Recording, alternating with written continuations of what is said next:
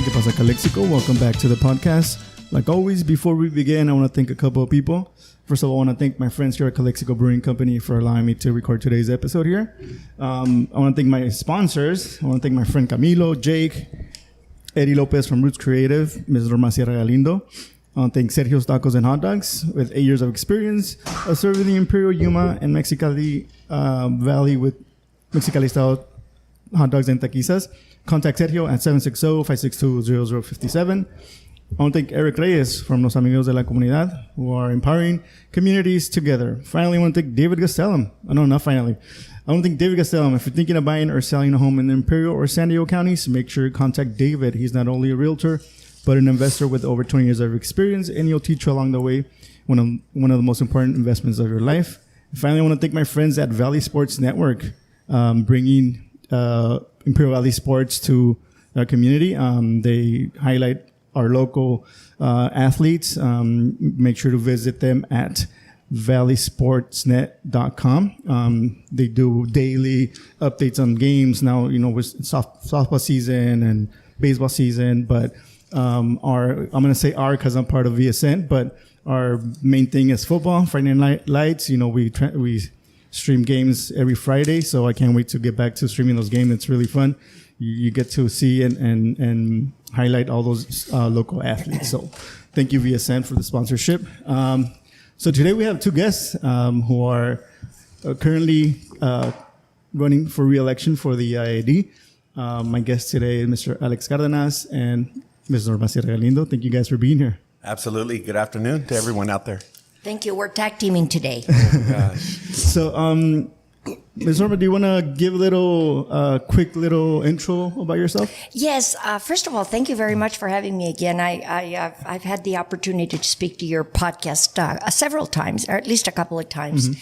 And I'm just so glad to see how you're improving with your equipment and that your audience is growing and you're putting Calexico on the map. And I think that's really wonderful. Mm-hmm. I think that I think, as a matter of fact, the last time we talked was it was about a couple of years ago, or was it when I was running last? I think when you were running, yeah. I don't know where time goes. But I felt it was important to have the two of us running, that are running to be together, because our campaign is very similar, and we are in a very different setup this year, this election cycle, than years before. This is probably one of the most crucial elections that we've had probably since the history of the district. Mm. And Alex and I are working together to try to hold the district together as it stands according to law and the way that the rules are written. I'm not here to scare the public, but I am here, and Alex hopefully will support, to tell the public what we stand to lose if we do not win this election. So having said that, it doesn't necessarily mean by any means that Alex and I agree on everything, by no means. But there are some very fundamental issues that we're running on, and you really need to look at it from our interest in the community and our investment in the community versus the special interest and the money in the community. Mm. And I'd like to preface this talk by letting the listeners know that this is an extremely serious issue. Mm. Yeah, so I echo everything. Norma Galindo, she's an amazing woman. Learned quite a bit from her. And that's what, first of all, just, provides some contrast. When I came on the board, she immediately said, "Hey, Alex, there's some things that we need to talk about. What I really want you to do is listen, get familiar with staff, get familiar with the board. Don't swing the bat, just listen to wisdom. There's some serious emotional intelligence when it comes to the board. And, we're going to make some things happen. We're going to make things happen from policy standpoint. We're going to make things happen from, community engagement. But what we're looking for you when I first came on the board is just listen, and that's what is a contrast. I don't dictate. I don't sit here and try to, swing the bat. There's incredible wisdom on that board, and it starts with Norma Sierra Galindo. Our board president right now, Jim Hanks. And so I've always, had to take a different approach in terms of listening. I'm excited about the IID district. Norma Sierra Galindo hit the nail on the head. This is the most important election. And, we have a $1.1 billion budget. And, when it comes to ratepayer advocacy, the number one person when it comes to that is Norma Sierra Galindo. So being able to work with her, she doesn't want to see those rates go up. I don't want to see those rates go up, and they're not. We're going to work on strategies. But you have to listen to wisdom. Not to pretend and think that you know all the answers. And I think that's the contrast that we provide. I'm on my 9th year of elected service, still have plenty to learn, but I don't walk on water, and you have to listen to your team. You have to listen to your staff. You have to listen to legal. I don't pretend to be an attorney. I also don't pretend to be captain of the safety patrol either and focus on lights. I'm an IID director. My responsibility is water and energy. And that's an incredible responsibility. It takes passion, it takes commitment, and it takes work. And so I've had the honor of starting my 4th year with Miss Norma Sierra Galindo, and it has been an exciting ride. I think that one of the very significant differences in this race that I have not seen before in any other races, really from the local perspective, that the important, all races are important, obviously, but IID is probably the most important institution over and above the county, even though it answers to the county. But this is the first time that I've seen board members within the district undermine us too to get their agenda through. In other words, there are some political parameters that we follow and some political ethics, and it is perfectly fine to support a candidate as if you're a director. And oftentimes we say, I'll support you, but I won't publicly come out, and because of the ethics. But we actually, from the time that one particular board member was elected, which was 1 year and 3 months, that director has openly said that his mission is to unseat Alex and me, okay? So when we look at whom we're running against, you can say, well, who are you running against, or who is Alex running against? Well, the person who filed against me is Karen Eugenio. The person who filed against Alex is Arevalo, what's his first name? Andrew Arevalo. But we're not running against them. We're running against Mark and Brooks Hamby, Mike Abadi, John Hawk, Ronnie Limegruber, and many of the special interest farmers who want to see us out of there. And this is the reality. And I hope they're listening.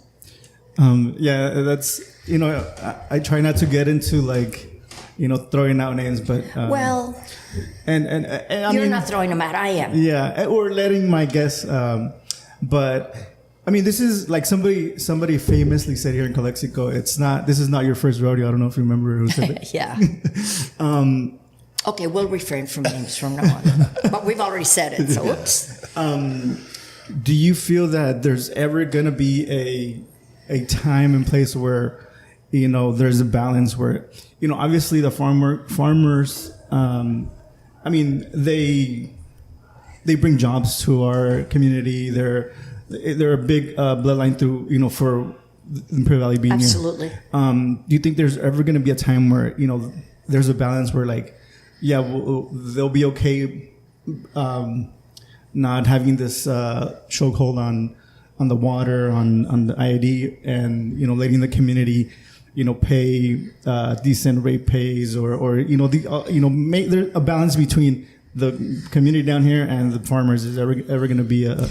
Can I try that? Go ahead. Well, let me just tell you, because I like talking about Miss Norma Sierra Galindo's resume.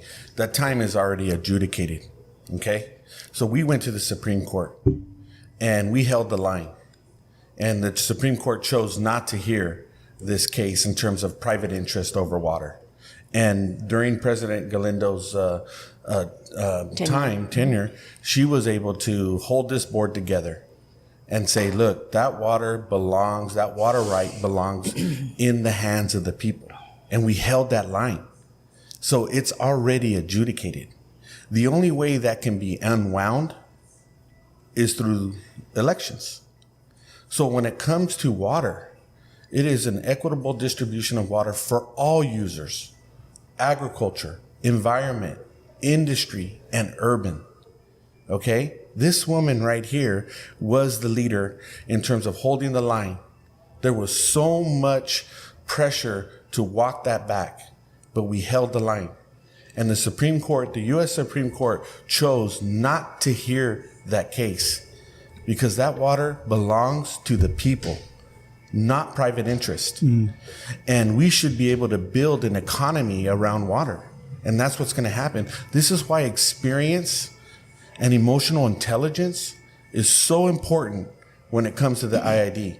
This is not the safety patrol. This is policy.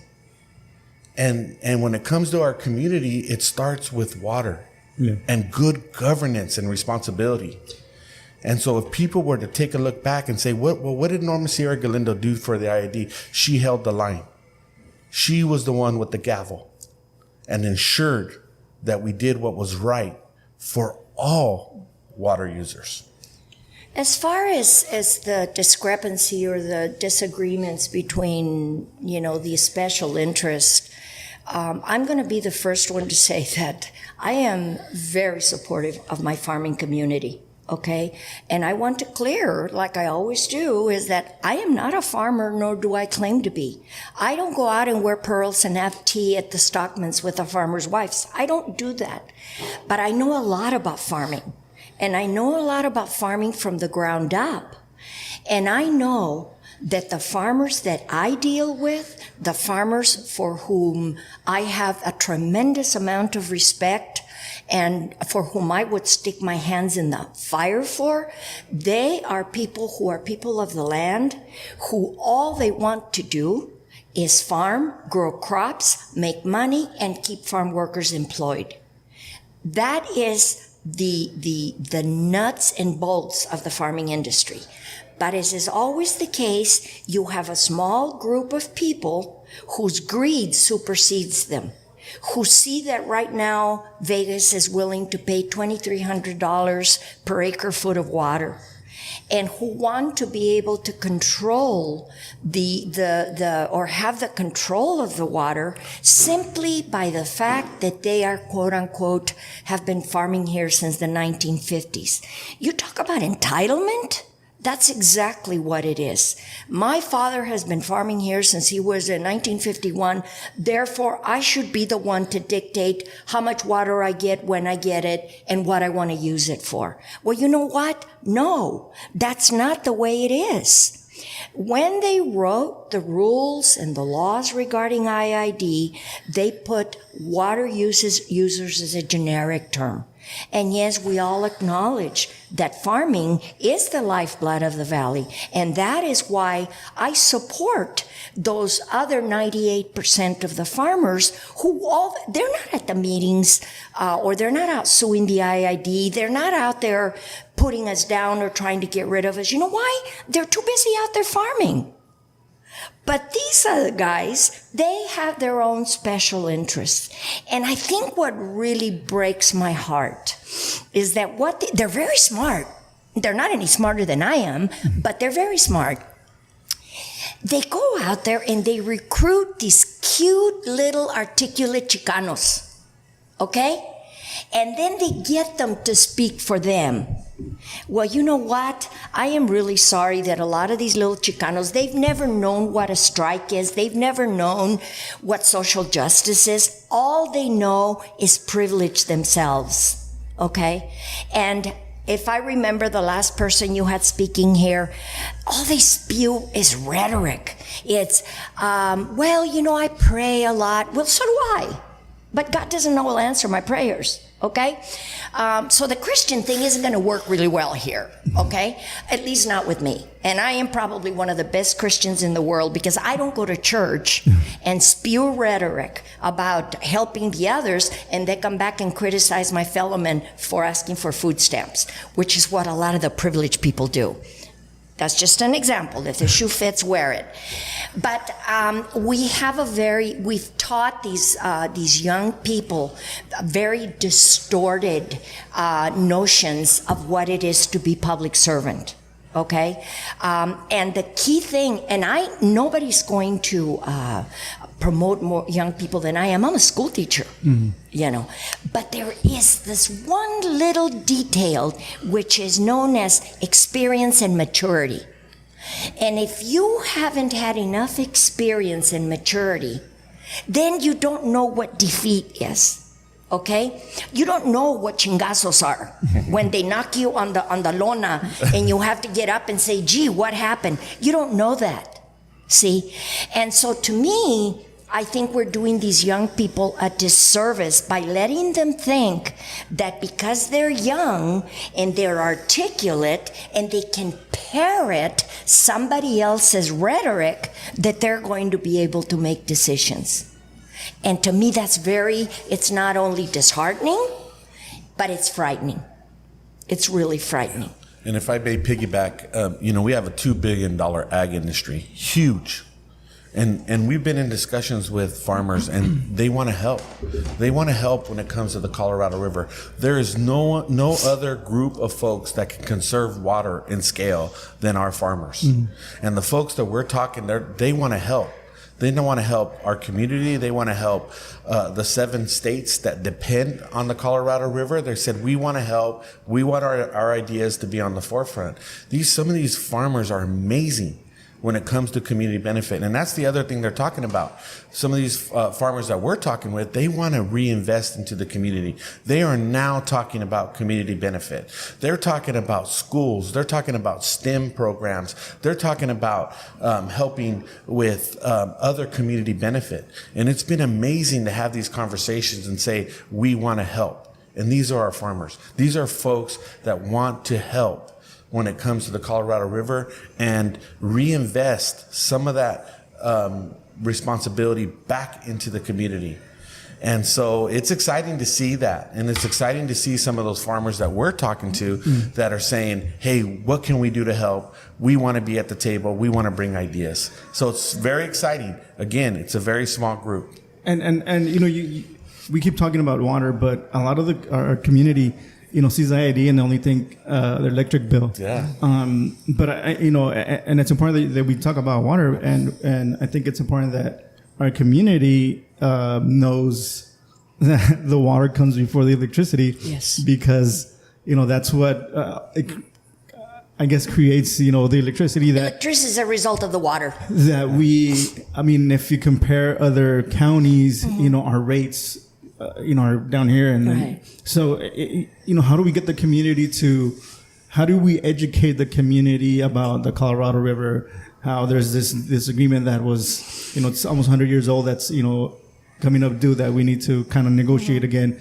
How do we educate the community and make them know that it's not all about the electricity or the bill? It's more about the water.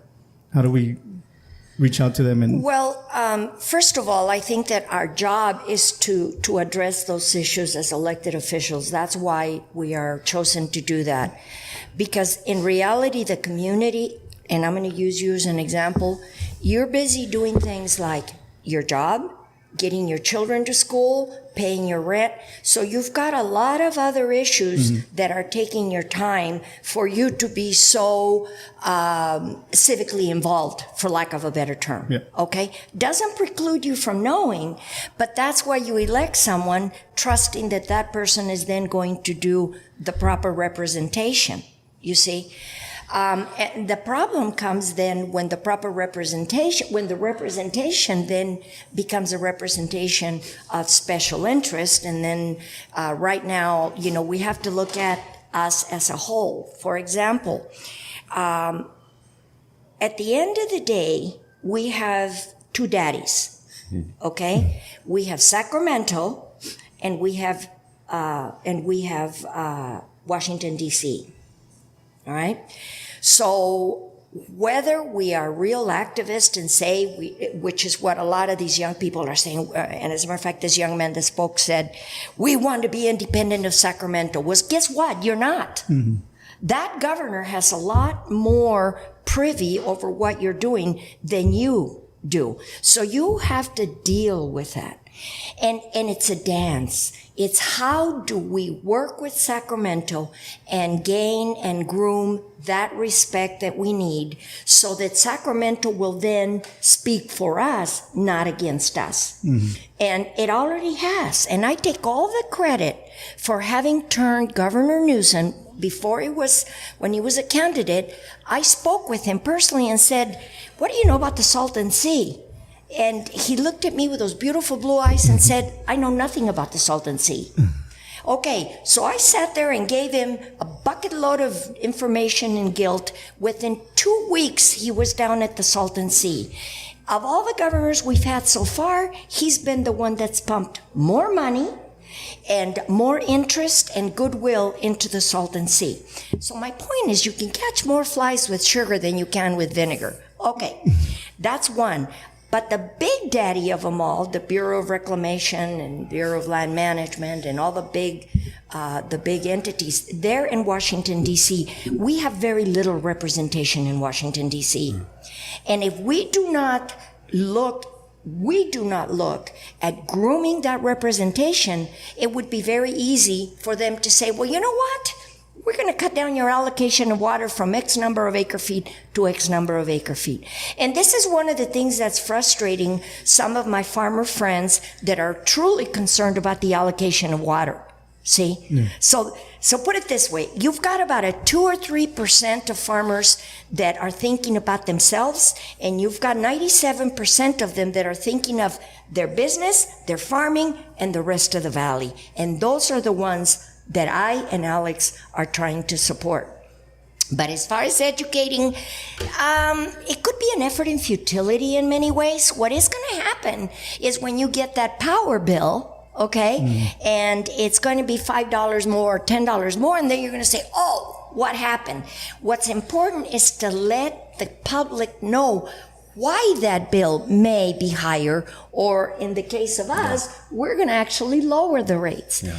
But that does not keep the opposition from pounding the fact that we raised the rates. Well, let me tell you what, Mr. Hamby, we did not raise the rates.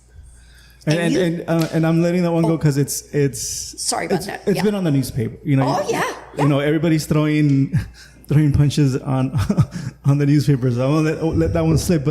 But yeah, I mean, and going back to that, you know, obviously it's not as a candidate. I feel like as a candidate or somebody that's running, I don't think it's 100% fair to say like, oh, I'm gonna keep, because you never know what can happen, and you know the rates might go up a couple of dollars here and there or whatever in the long run. But is it really safe to say like, we're going to lower them or keep them low, or, you know, because we don't know what's going to happen in the future? Well, I think if you look at it from a philosophy standpoint, and I'm speaking maybe for Norma Sierra Galindo, and this is where wisdom comes in. You know, we are fixed cost folks. Our North Star is reliability. Okay? I want to make sure that we're avoiding blackouts and brownouts. And the only way you can do that is to secure agreements. Mm-hmm. Okay? And so it's important that we know that folks are not going to have to deal with blackouts and brownouts.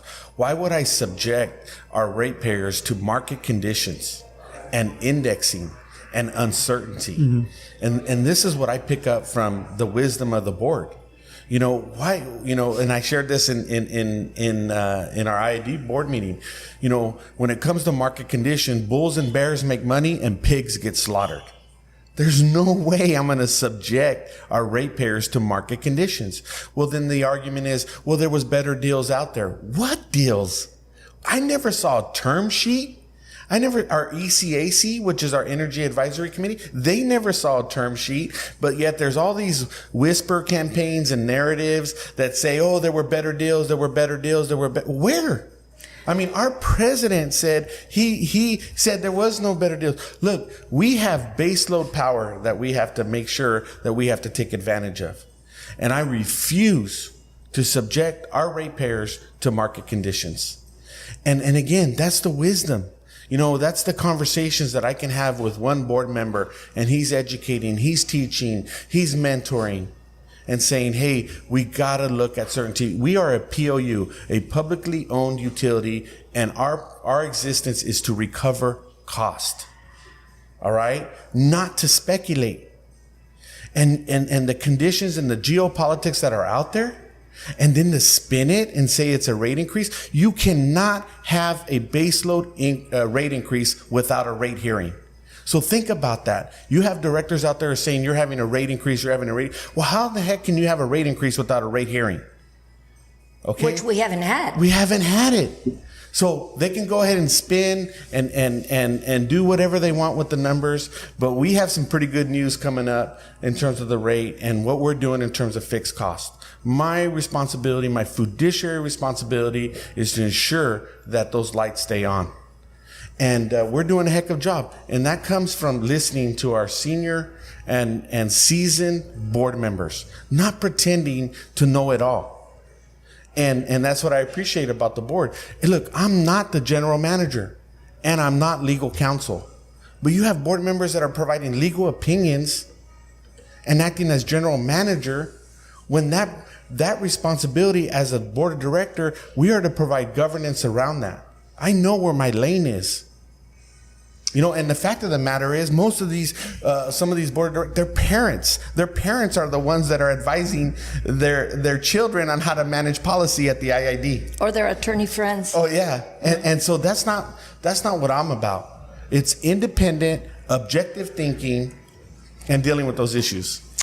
I think also it's important to acknowledge that when we look at it from a societal picture, for the last 6 years, the last 5 years, we've been operating in a world of panic, because scaring people works and it gets their attention. And so, because it's been scary these last couple of years. Absolutely, absolutely. And so when you put on one day after the vote, these 3 people voted to raise your rates, then you've got to go through the damage control and all of that. But by that time, people have already seen the first. And you know, most people's impression is the first impression. Mm-hmm. Director Ortega, who is very much in tune with what goes on with regards to energy and all. Former Director Ortega? No, he just knows a lot about energy, but he was a former director, and he is a former director. But he has actually done very, very user-friendly analysis as to why this is not true, and it's become a tit for tat, you know. And he writes, and then he writes, and he writes, and he writes, but the reality is that because we are a public entity, we cannot raise rates unless we have public hearings. Okay? Now, everybody in the public can turn around and say, we don't want you to raise the rates, and we're still going to do it or not do it. Mm-hmm. But we have not done that, see? And this is the part where this issue is, you know, that we raised the rates 27%. Jiminy Crickets, take your math again and do your math again, because that's not what we did, and that's not what we're doing. What we do need to acknowledge, though, as members of the public, is this: it is bad business not to raise the cost of your service or your goods. Yeah. Okay? So if Calexico is selling a beer for $5, and 10 years from now, you're paying more for hops, you're paying more for labor, and you still want to keep the beer for $5, unless you're a nonprofit, it is not good business to do that. And yet, the IID has managed not to raise the rates in the last 27 years, but for one time. Now you tell me, and that was 6 or 7 years ago, okay? I think it's very irresponsible to come in and say, I'm scared about the rates going up. And then all of a sudden, Mr. Alejos, everybody becomes an advocate of poor people. Okay? Yeah. All of a sudden, they're worried at the poor little old lady on the east side. I don't see them very worried about the farm workers, but that's a different story. But then all of a sudden, they're worried about it. Well, if they were worried and respectful of the poor people, they would be telling them the truth. And they're not doing that. See? So, again, and you know what? Rates don't get raised during election years. That's a reality, too. Come on. Let's face it. Yeah. And I know somebody, people are going to bring, during elections are going to bring this up where the current board is so divided. But, you're giving... In some cases, some aspects. You're giving Calexico Unified School District, what do you call it? You're beating them to the, see who's more on the Ivy Press or who's being talked to the most, right? Like a contest. Yeah. But is it a good thing that the board is divided? I think it's always good when the board has different opinions. Mm-hmm. If you don't have that, you have a rubber stamp board. Yeah. Okay? Now, divided can mean a lot. When you have division because of ignorance, that's a real dangerous thing. Okay? And you have a tremendous amount of ignorance on part of the board. Okay? You have some tunnel vision. It's my way or the only way. And the only thing I'm worried about is planting trees and repairing lights. Okay? And nothing else. Nothing else. That to me is scarier than to have a board member that is more knowledgeable and yet is opposing something. But what happens is the division on the board, and I've been there with 3 different boards, we've always had knockout, drag-out fights. Mm-hmm. But at the end of the day, we always end up doing what's right for the IID. And that is the main difference with the board now. The IID board is not all doing what's best for the IID. Part of that board is doing what's best for the people supporting a couple of the board members, or supporting their egos, or supporting their future in politics, whether it's in Coachella Valley or Riverside or whatever. And so, yes, that causes for a division. But there are many times when the board has come together and has voted. If you look at it, really, we do come together and vote uniformly on a lot of issues. But one thing that I'd like to mention, and maybe Alex can piggyback on that, is that a real troublesome issue with me is how the staff has thrown Alex and me under the table. Because the staff takes sides, okay? And the staff has been very friendly with a couple of other board members. And they have literally lied in paper and thrown us under the board. And when you have that kind of a putrid workforce, there's going to be major problems if it doesn't get fixed. Alex, you want to elaborate on that? I try my hardest to stay out of staff. I have 2 employees, staff. 3 employees. One, the GM, counsel, and our auditor.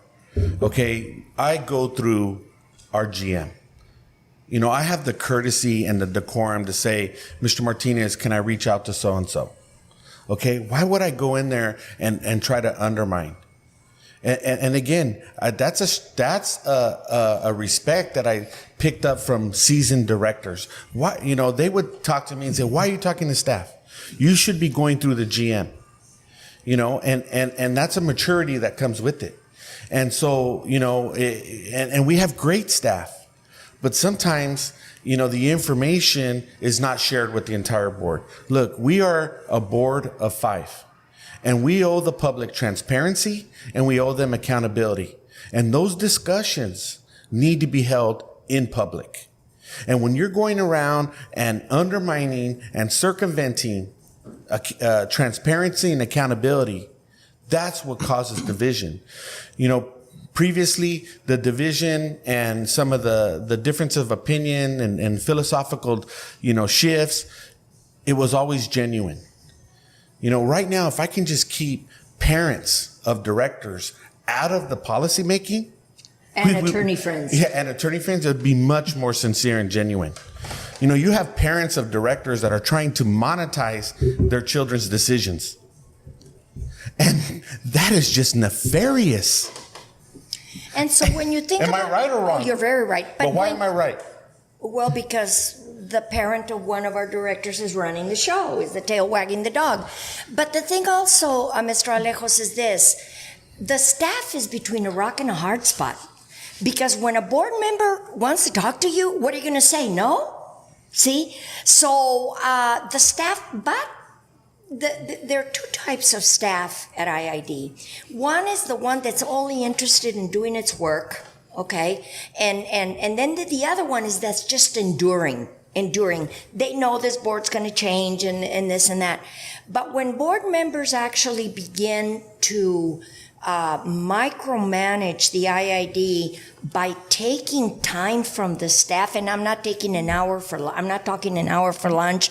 I'm talking hours of labor that people are asked to do reports and things. That is totally out of line with the job of a director. When you call the energy manager and say you want a report that turns out to be, what was that report for Coachella? 243 pages long. How much man hours did it take from this director to produce this report, which nobody read in the first place, but then took her away from the job? So there is a lot of inside undermining, and I feel for the staff. That they feel they have to answer to everyone. One of my jobs is to represent the staff, protect the staff, but I don't talk to them and I don't demand anything of them because I am not their boss. That's right. Unfortunately, that is not the view of the entire board. See, so at the end of the day, all of this translates into lack of productivity on your job, and it really does, whether they know it or not, does create undermining of the other directors, just like we were undermined by the energy department with this issue on the rates. It's really tough. But we love our job. I mean, we love it. I love working. I mean, the IID is just the catalyst here in terms of, bringing prosperity to our community. We're such in a unique position because, quite a bit of the disposable income is going to energy bills. We deal with people who have window units. And these people, I mean, Norma Sierra Galindo has been a champion for these people. I mean, we're champions of poverty, not poverty pimps, champions of poverty. And we know what it's like. We've come from humble origins. There's nothing privileged about my background and nothing privileged about Norma Sierra Galindo's background. We understand poverty because we come from it. The last thing I would do is jeopardize people's energy bills where they have to make a decision whether they're going to turn off their air conditioner. Mm-hmm. We would never put our ratepayers in a position like that. And this is where the experience comes in. And to have punchlines and to not really look at it holistically, it's immature. Mm. I mean, you have people who have made pledges not to provide rate increase. Think about that. You're speculating. And to go out there and put a stake in the ground. They've also made pledges not to take the IID payroll, and they take it. Right. So again, we come from poverty. We understand poverty. There's nothing privileged about my background. And when it comes to policy and when it comes to our ratepayers, we are champions of advocacy when it comes to that. Now, can I personally be a knucklehead? Absolutely. This woman me ha dado jalones en la oreja varias veces. All right? And I welcome it and I learn from it. But this is a critical election. We're asking the community to vote for wisdom. And not only that, the commitment. Have you ever walked away from a seat? You mean from a meeting? Or walk? No, that's a different issue. I mean, look, we make 4-year commitments. Oh, yeah, no. 4-year commitments. Yeah. All right? We're elected to 4 years. And to sit there and even consider walking away from a seat that you were elected and you made promises. 1 year into the tenure, you mean? Yes. Yes. And foundations. You have reached out to the community. You knocked on those doors. You gave pledges. You told the community, I am your man. And you were elected to that position to walk away? And to say that, I wrote it here. Let me quote and what she's going to do, but who does that? And to say that no one's ever criticized any of the decisions. And abstain from vote. Look, you are elected to make decisions. Yeah. To abstain and hide behind an abstention vote. I mean, that is wild. You are a policy maker. Changing subjects. Growing up, I've been here since I was 8. I just turned 40, so that says a lot. I remember the 40s, dude. Your 40s? Or My 40s. Or the 1940s? No. Quit. Oh, the 40s, they were good years. So, going back to, growing up here, even as an adult, I don't think I ever paid attention to IAD elections. Maybe city council was or school board was the highest I've probably paid attention. But I feel that, growing up, doing this that I'm doing with the podcast, talking to politicians here locally, or just talking to people in general. I mean, and just knowing the history of the Imperial Valley and how, I mean, and I've said this before, when you go to Google Maps and you zoom out, it's like desert, and then the Imperial Valley is this little piece of oasis of green. It's, the idea is a huge part of making sure that it stays here, this oasis stays here. And just to clarify, I'm not saying, I'm not advocating for you or telling people to vote for you. We know you're very impartial, Mr. Alejos. I'm just saying we that. really know that. I know that. I'm just saying that, it's important that the community knows what's going on at the IAD. Yeah. Gets involved with, talk to your candidates. I'm sure that either one of you would be more than grateful to take a phone call from somebody in the community. Absolutely. Your constituents. But yeah, I really want to encourage people to get to know your candidates because it's important. I mean, it's really important that we think about the water. And it's not your electric bill. It's your water that you need to think about. And let me just help you with that, okay? Just so the community knows, and Norma Sierra Galindo knows this better. But look, we control 70% of the total water allocation to California. From the Colorado River. From the Colorado River, 70%. We are a Section 5 contractor. San Diego envies our position. I mean, do you want to entrust that to an individual that lives with his parents in the back of his house? Is that where we want to?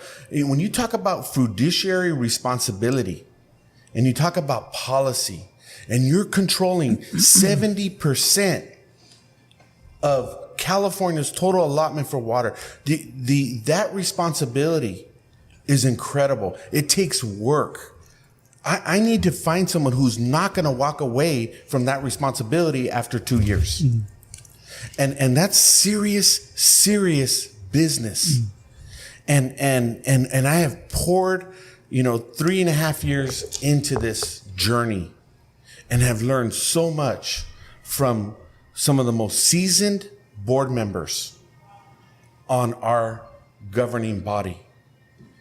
And that's what I'm asking the people to value is responsibility.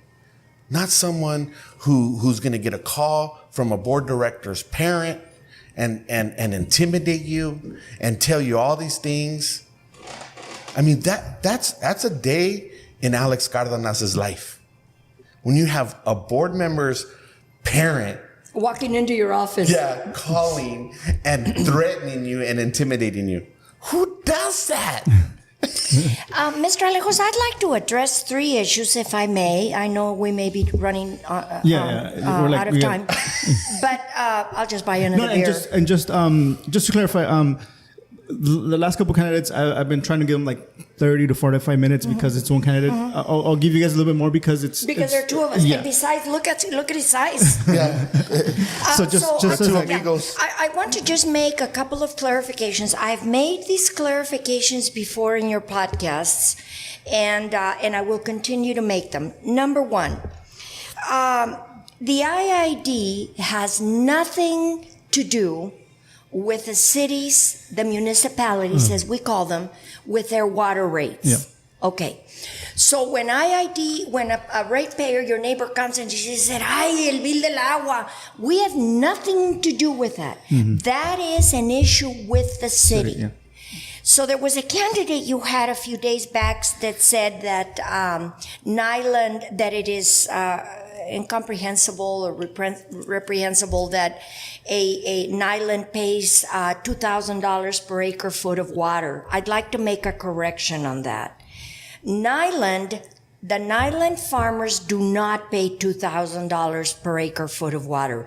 They pay the same amount as any farmer in the valley, which is $23 per acre foot of water.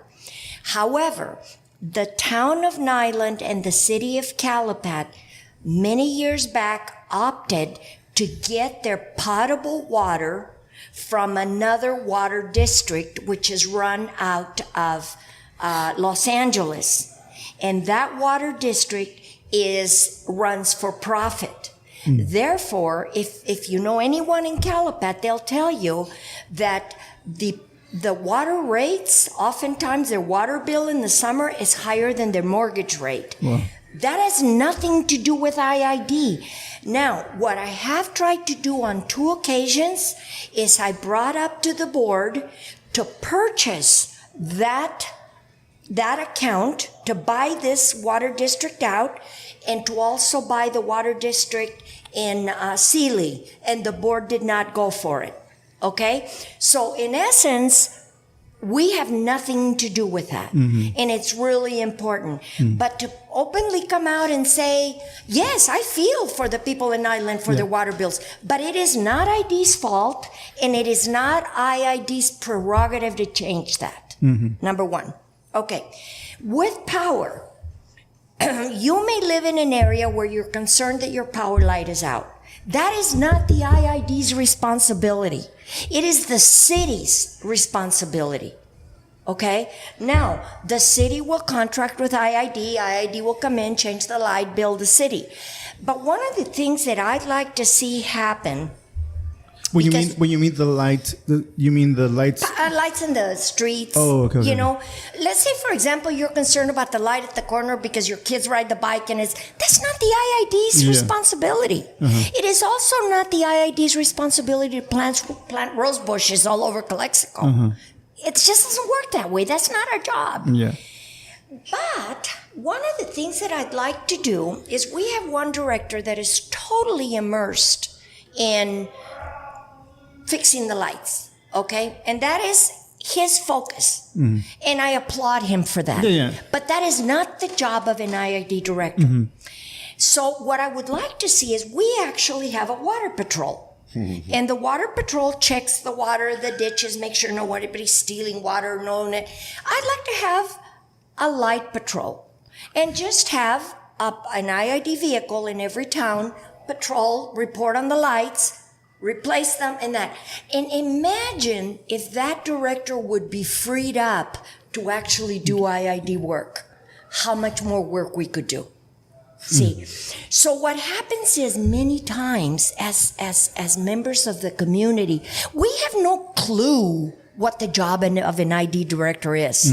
We don't have any clue. And so we continue to think that, we're going to be the Robin Hood of the neighborhood. All right? Well, that's not our job. Our job is to deal with, do we have enough energy? Do we have enough water? How are we dealing with this? those are some of the changes that I think are really, Yeah, really I mean, important. honestly, yeah, I would rather somebody worry about, keeping our water here. Exactly. And Exactly. and I'm not. We're not naming names or anything, but I'm just saying like that's who I want to be Exactly. representing me. Exactly. Somebody that I'm not going to say anything else, but changing subjects. Can you guys give me your elevator pitch about what your campaign is? Or why you're running for re-election?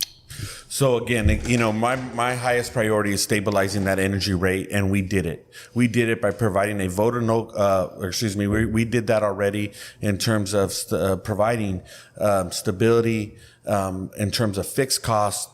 My North Star is reliability. My priority is keeping those lights on in the hottest part of the summer. We've secured all of our energy with the exception of about 6 megawatts. And as a director, I am very proud of that. In addition, DVP is a vote of confidence. That's Desert Valley Power because it provides fixed cost. I want to make sure those lights stay on. In regards to water, we as a team, we call ourselves the two Amigos, and that's how we've been referred to. That's as. because the third one got ousted. Yeah, and in regards to water, we have held the line, and we have entrusted that water back to the people. And third, and Miss Norma Sierra Galindo may not agree with me, but when it comes to lithium, when it comes to these new economies, because that is a property right. That lithium, that subsurface mineral right is a property right. And we are in an incredible position right now, Imperial Valley, all over the state, all over the country, all over the world. They're talking about Imperial Valley lithium. Yeah. That property right is entrusted to those 5 directors. And we have successfully negotiated land transfer deals with us protecting that lithium right, which is in a reinvestment. That's why when you talk about royalties, everybody wants to put their hand in the pot, right? So are we gonna go with wisdom and experience, or are we gonna vote with inexperience? So I'm here to tell you that this is my life. IID is my life. There's no stepping stone. You vote for me, you're going to get 4 years. All right. I don't have, I have no ambition in walking away and abandoning my seat. You mean you're not going to run for assembly? Oh, no, not at all. But so the message is experience counts, and passion and responsibility, and being able to listen and have civil conversations when there is disagreement. You're going to get that. Mm-hmm. And so not only am I encouraging the folks to vote for Cardenas on June 7, 2022, on June 7th, I'm also encouraging the public to vote for Norma Sierra Galindo as well. Wisdom matters. Experience is critical at this point in time. And let's create a new economy, a new community, and let's put people to work. Ms. Norma Sierra Galindo, what's your... Thank you. Well, I would be remiss if I didn't close by saying that none of our candidates has mentioned the Salton Sea. And were it not for the Salton Sea, we would not be in the pickle that we're in. And we cannot afford to do any water negotiations without using the Salton Sea as part of the negotiation, because it affects our health. Okay? Now, it could be just a talking point, and it is in many cases. Most of it is a lack of knowledge. But the fact that this governor has not only allocated exorbitant amounts of, not all that we need, but much more than what we had ever expected of money, blood, sweat, and tears into the restoration of the Salton Sea in a sustainable but smaller sea, this has got to be paramount on the list of our priorities. So what do the people at 5th Street and Calexico have to do with the Salton Sea? Not a whole lot. Mm-hmm. But you know what? I represent Division 5, but I serve the entire valley. And to me, it's important that everybody gets the same type of service.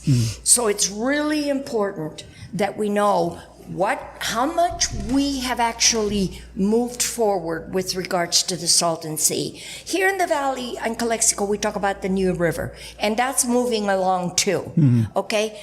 You cannot compare apples and oranges, but again, I don't hear anybody talking about it. Okay.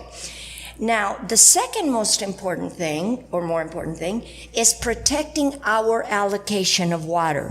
Because like he said, we have this second most senior rights to water, and we have the lower and the upper and the lower basin states all fighting for more water.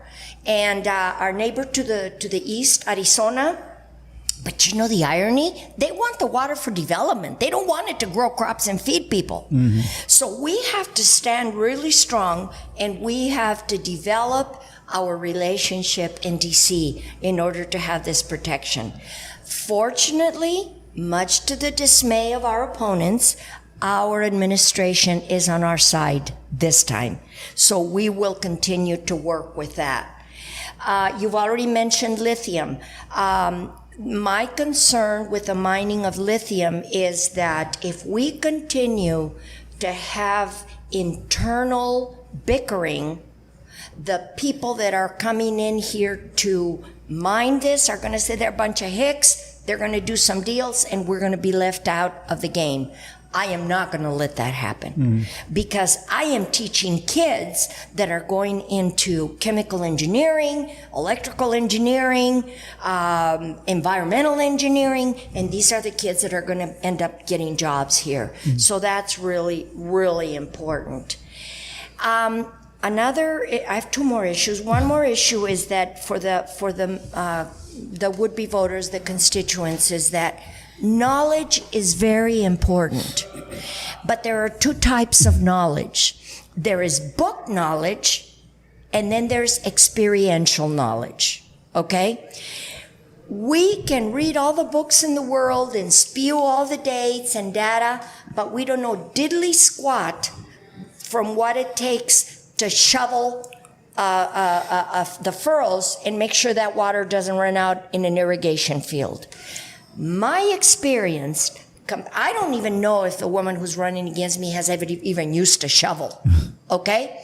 My experience is on the farm, in the water, on the land, and knowing what it is that you do, not only to protect the water and the crops, but to see the crops grow and flourish. So experiential knowledge is priceless compared to book knowledge, okay? And lastly, I was I guess, there was a comment made that, quote, everyone hates Norma Galindo as much as they hate Nancy Pelosi. I thought that as much as they hated Hillary Clinton, so I guess I've moved up or down in the world. I do not think everybody hates Norma Galindo, but I'll tell you something. I think people that dislike, there are some people very capable of hating, don't get me wrong. I'm Catholic, I don't hate. I dislike, but I don't hate. That's not part of my mantra.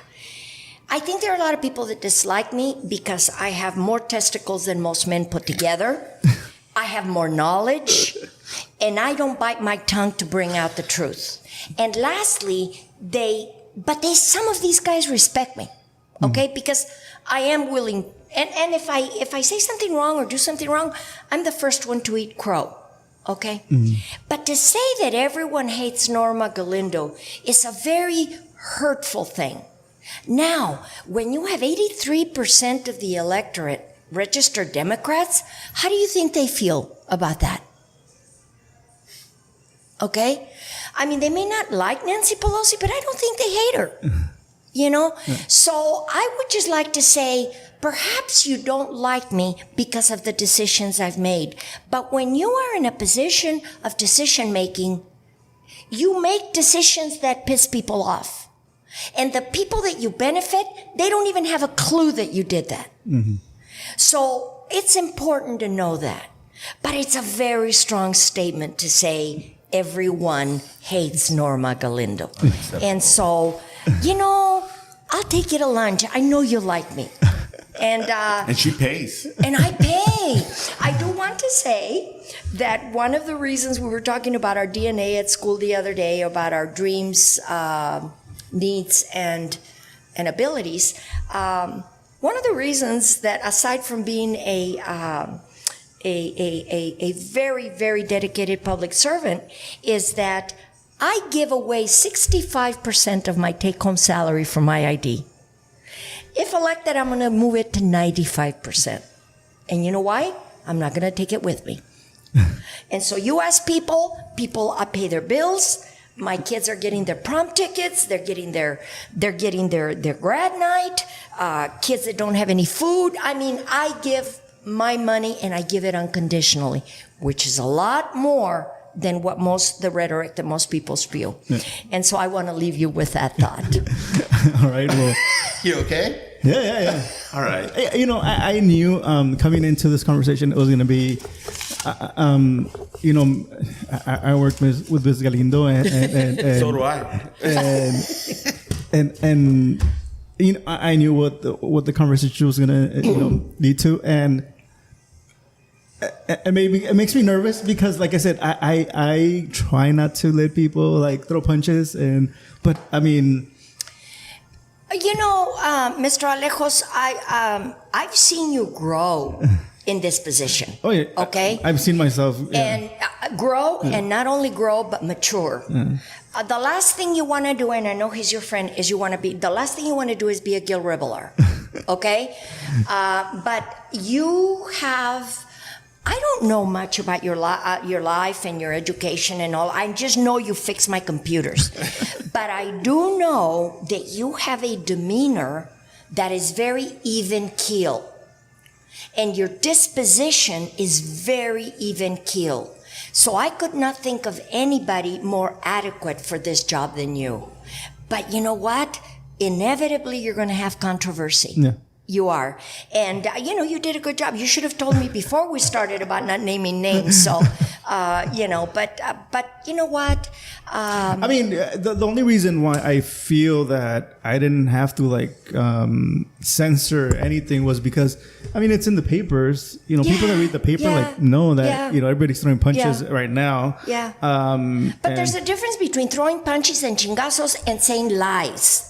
Okay? So when I said so and so and so and so, I'm running against Mark Hamby and Brooks Hamby. That's a reality. It's nothing, untrue about that. Maybe, but you know what? They choose to be public. I'm also public. But I applaud your intention to try to be impartial, and I think you really are. I mean, it's really hard. It's extremely hard. Yeah. I think it's a good thing you're not in my district and you have to vote for me. I think it's politics season is one of the it makes me nervous because I want to inform the community, and I want to make sure that they know the truth. And sometimes people come on here and tell lies, and lies eventually get exposed. So if you want to come here and lie to the people that listen to the podcast, it's your call. That's your prerogative. Eventually, I'm not. I think that there's a couple of times where I've had to call out people on the podcast, and really, yeah, and I'll tell you who later. But I already came in knowing that I was gonna have to do this, but it's just part of informing the community, and that's my goal. Especially having a conversation. When it's not politics season, it's having a conversation, just shooting the shit, how they say. Yeah. And this is the perfect environment to do it in. But when it's politics seasons, it's more. I also like this environment because people feel a little bit more comfortable, and they sometimes expose themselves a little bit more. But I feel like seasoned politicians don't go there because they know a little bit what's more important when it comes to higher up. They have, there are politicians, and we have many of them, that really believe in the status quo. And that's why they get reelected, because they're not controversial. But I think what's offensive to me is to tell lies as well as to make everybody think that the world, you can see it through rose-colored glasses, and that everything's hunky-dory. That's just as much of a misleading statement than anything else. And when we tell you, when Alex and I tell you, and we didn't even talk about labor, which is, I tell you, if we don't get reelected, labor is screwed for the next 10 years because of how these forces are anti-labor. We didn't even go there. Yeah. So it's my job to try to let it out. Now, if you don't want to listen, then that's your pedo. Yeah, and you know, talking about labor, we're not gonna go into it, but just if you're guys want to reach out to them and you know talk on the labor subject about the IID, because I mean, yeah, water is really important, but also there's employees for the IID, there's unions, there's laborers. Yes. The IID is a huge monster, and yeah, reach out to every candidate and ask them what do they know about the labor unions and all these things going on within the IID. I really, really encourage everybody to reach out to the candidates and make sure that because you have a lot of us have family members that work for the IID. They're a huge part of making sure that the lights are on, that the water is getting to where it needs to get. So yeah, make sure to contact your candidates and ask them about that. But with that said, we're out at over an hour now, and we're hungry too. Yeah, and it flies by really quick. But yeah, thank you for coming by. Thank you, and I want to pledge my support for your program. I think I've really enjoyed the experience. It's very balanced, and I appreciate the setting, the decorum, and anybody. I would encourage the public to support this program. Yeah, absolutely. He's a gentleman, and there's no hidden agenda here. It's just a discussion. So congratulations on keeping the public informed, and I encourage all folks to consider supporting his efforts. Thank you. Thank you. All right, guys. Well, thank you so much for listening or watching, and we'll see you guys in the next one.